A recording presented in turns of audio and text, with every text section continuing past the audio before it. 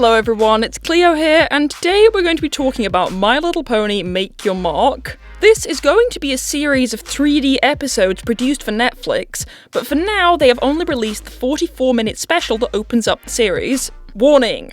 Spoilers and a lot of saltiness ahead, so go back now if you want to watch the special first, or just don't like negative reviews. You have been warned. The story of the special is, well, it doesn't really have a story, but what happens is the rediscovered magic from the movie is proving to be less than popular with the Earth ponies who didn't get none.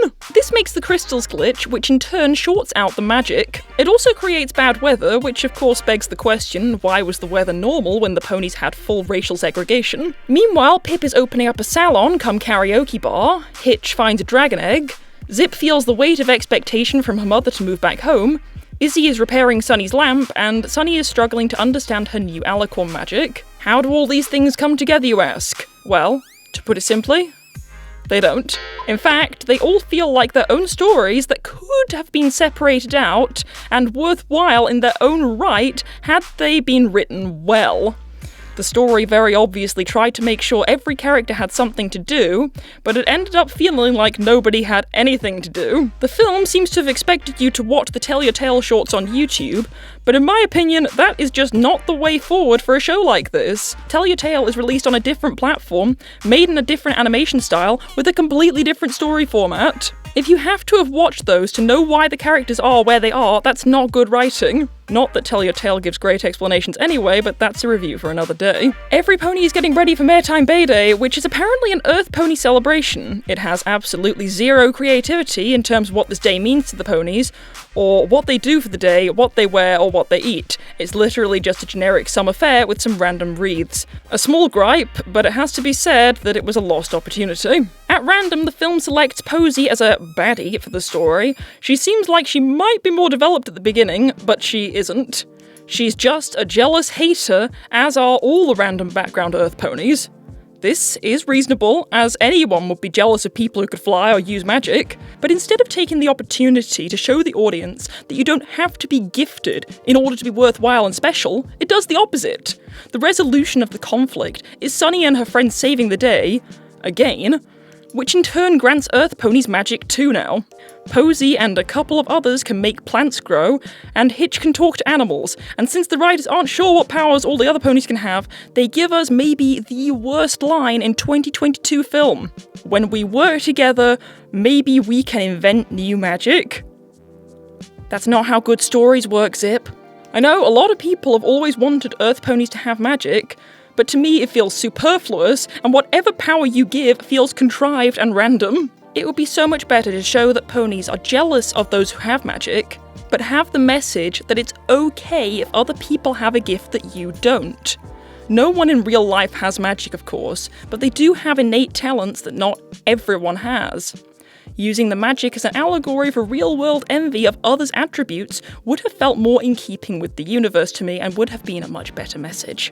As for the characters, Pip doesn't get to sing her Bay Day song to the audience, which is an anticlimax in itself, and it's not really clear if Sunny can control her bursts of alicorn power-up or not. Hitch's found egg hatches to reveal a baby dragon, a species which apparently hasn't been seen in Equestria for generations, which obviously raises a lot of questions. Zip randomly becomes a detective, an official one, and despite telling her to get her butt back to the palace in the beginning, her mother is totally understanding of Zip at the end with no explanation as to what changes her mind. And Izzy repairs the lantern for Sunny, and by repair, I actually mean just buys a new one for her, because while she says she repairs it, it's clearly not the same item. The problem is that not one of these things has anything to do with the other, and all 5 plot points just feel like random detours. Zip's story is the only one with any connection to the main story about magic glitching, but the royal part still isn't connected. The dragon egg and the lamp are beyond unnecessary.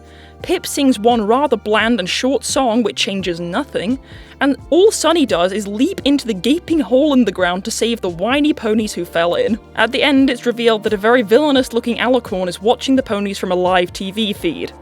Somehow. It's apparent to me that she will be the villain going forward, and while it does at least sound a little more interesting, I get the feeling she's basically going to be Rita Repulsa, but we will see. One thing I do know is that her design is atrocious. The colours are like the worst DeviantArt MLP OCs of 2013. Overall, the story of this film is focusing so hard on getting the characters into their new series starting positions that it pays no attention to being a good story. It smells very strongly of producers telling writers what they want to happen for marketing purposes, but even with the very obvious parameters the marketing team have set up, there would have been better ways to work around it. I understand that MLP G5 is now going for a more preschool story, but that's really not an excuse for how poor this writing is. If they wanted to make a preschool show, surely they should pay closer attention to making the show have a moral message. As a side note, the animation is all over the place and has many glitches throughout.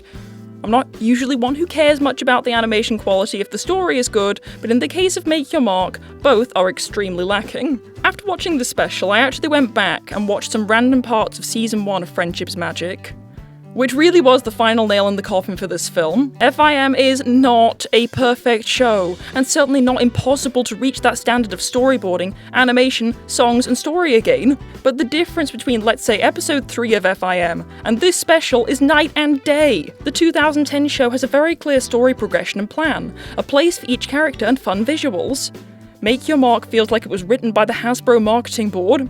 Kids will watch this special and maybe like it, but I guarantee that no one will love it. Those of us who love ponies will watch it because it's ponies, rather than because it's good in its own right.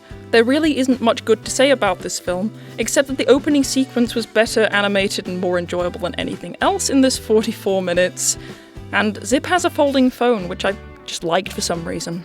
But of course, as always, that is just what I think. Let me know in the comments below what you think, and more importantly, what you think we're going to see next in this series. I really hope it picks up from here, because God knows it needs to. Anyway, if you enjoyed this video, please don't forget to give it a thumbs up and subscribe for more. Thanks for watching.